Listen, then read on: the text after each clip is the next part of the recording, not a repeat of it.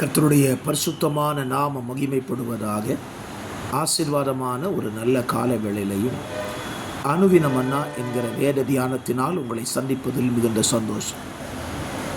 கிருபையாய் கர்த்தர் நமக்கு கூட்டி கொடுத்த நாளுக்காக கர்த்தரை துதிப்போம். இந்த நாள் ஜூன் மாதம் 2ஆம் தேதி திங்கட்கிழமை காலவேளை.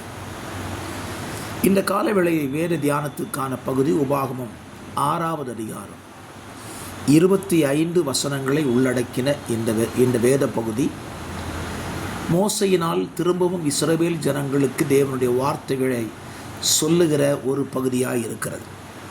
இதிலே தான் இன்றைக்கு நாம் நம்முடைய வீடுகளிலே வேத வசனங்களை வசனங்களாக எழுதி வைத்திருக்கிற பிரமாணத்தின் அடிப்படை இந்த அதிகாரத்தில் இருக்கிறது. ஆண்டவரே சொன்னார், இந்த நியாயப்பிரமாண வார்த்தைகள் எல்லாம் வீட்டு வாசல்களிலும் நிலைக்கால்களிலேயும் 7 வாசல் படிகளின் மேலேயும் எழுதுவாயாக என்று சொல்லியிருக்கிறார்.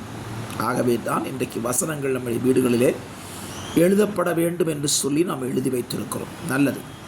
இந்த காலை தியானத்திற்கான ஒரு வசனத்தை வாசிக்கிறேன். 16ஆம் வசனம். நீங்கள் மாசாவிலே செய்தது போல உங்கள் தேவனாகிய கர்த்தரை பரீட்சை பாராதிருப்பீர்களாக. ஆண்டவர் மோசையின் மூலமாய் சொன்ன ஒரு வார்த்தையை ஞாபகப்படுத்துகிறேன். தேவனை நாம் பரீட்சை பார்க்கக்கூடாது. இதற்கு வேத புத்தகத்தில் ஒரு ஆதாரத்தை நான் உங்களுக்கு சொல்லுவேன். மத்தேயு சுவிசேஷம் அதனுடைய 4வது அதிகாரத்தில் நம்முடைய இரட்சகராக இருக்கிற இயேசு கிறிஸ்து இந்த வார்த்தையை பயன்படுத்துகிறார்.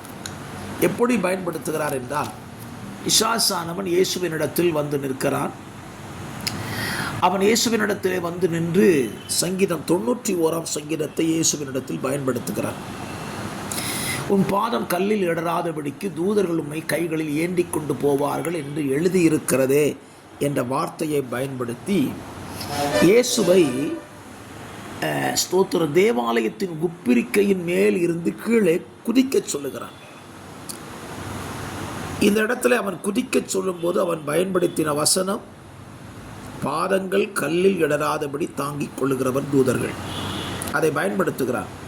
ஆனால் இயேசு சரியான வார்த்தை அந்த இடத்துல பயன்படுத்துகிறார். பாருங்கள், மத்தேயு 4ஆம் அதிகாரம் 7ஆம் வசனம். அதற்கு இயேசு, உன் தேவனாகிய கர்த்தரை பரீட்சை பாராதிருப்பாயாக என்றும் எழுதியிருக்கிறதே. ஆண்டவரை நம்ம பரீட்சை பார்க்கக்கூடாது.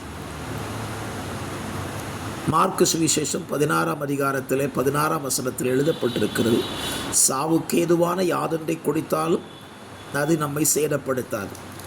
இந்த வசனத்தை படிச்சுட்டு நம்ம ஒரு பாட்டில் விஷம் எடுத்து இதை நான் குடிப்பேன், என்னை சேதப்படுத்தாது என்று சொன்னீர்களானால் நிச்சயமாக செத்து போயிடுவோம்.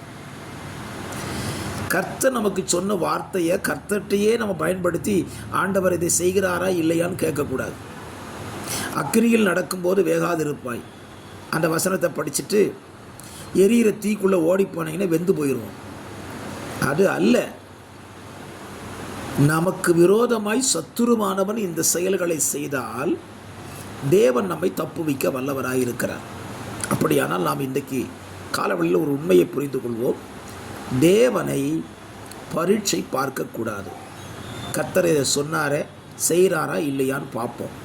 அப்படி சோதிக்கக்கூடாது. அவர் நமக்கு சொல்லியிருப்பாரானால் நிச்சயமாக இதை செய்யவும் வல்லவராயிருக்கிறார். ஆகவே இந்த காலவெளியில் நல்ல சிந்தையோடு இந்த நாளை துவங்குங்கள்.